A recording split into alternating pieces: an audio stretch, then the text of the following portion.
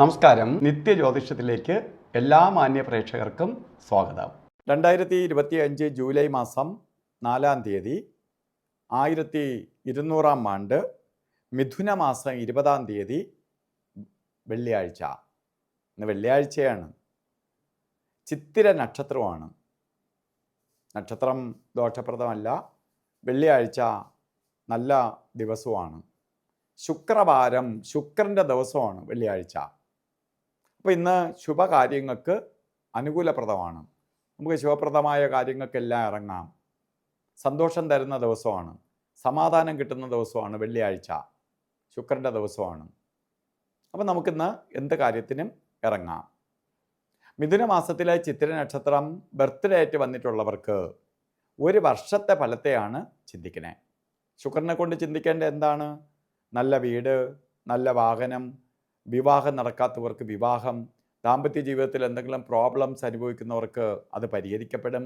മക്കളെ കല്യാണം നടത്താൻ പറ്റാതെ വിഷമിച്ചിരിക്കുന്ന പേരൻസിന് മക്കളെ കല്യാണം നിന്ന് നടത്തി കൊടുക്കാൻ പറ്റും.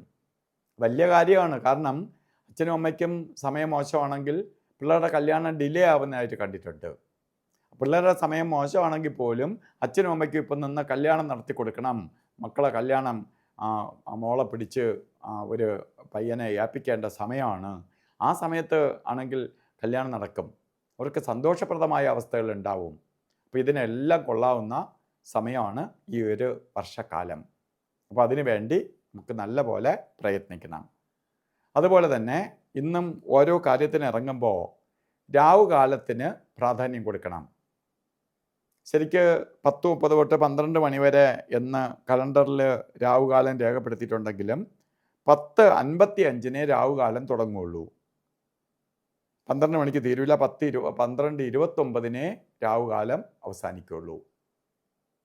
അതുപോലെ ഗുളികകാല സമയവും യമകണ്ഠ കാല സമയവും ശ്രദ്ധിക്കണം.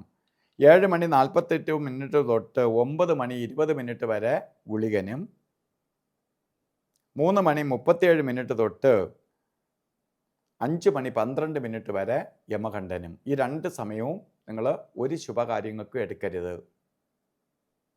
ഇന്ന് നമുക്ക് അഭിജിത്ത് മുഹൂർത്തമുണ്ട്. അഭിജിത്ത് മുഹൂർത്തം വരണത് 12:05 തൊട്ട് 12:53 വരെ അഭിജിത്ത് മുഹൂർത്തത്തിൻ്റെ സമയമാണ്. 48 മിനിറ്റ് നേരമുണ്ട്. അതിൽ ഇടയ്ക്കൊരു 4 മിനിറ്റ് ഒഴിച്ച് 44 മിനിറ്റും എന്ത് ശുഭകാര്യങ്ങൾക്കും എടുക്കാം. അതുപോലെ ഓരോ കാര്യത്തിന് ഇറങ്ങുമ്പോൾ നിങ്ങളും വസ്ത്രധാരണം ശ്രദ്ധിച്ചോളുക. റെഡ് കളറോ റെഡ് മിക്സ് ആയിട്ടുള്ള വസ്ത്രം നമ്മളെ വസ്ത്രധാരണത്തിൽ ഉൾപ്പെടുത്തുക. എല്ലാവർക്കും ശുക്രഭഗവാന്റെ അനുഗ്രഹത്താൽ നല്ലത് വരട്ടെ എന്ന് പ്രാർത്ഥിച്ചുകൊണ്ട് നിർത്തുന്നു. നന്ദി, നമസ്കാരം.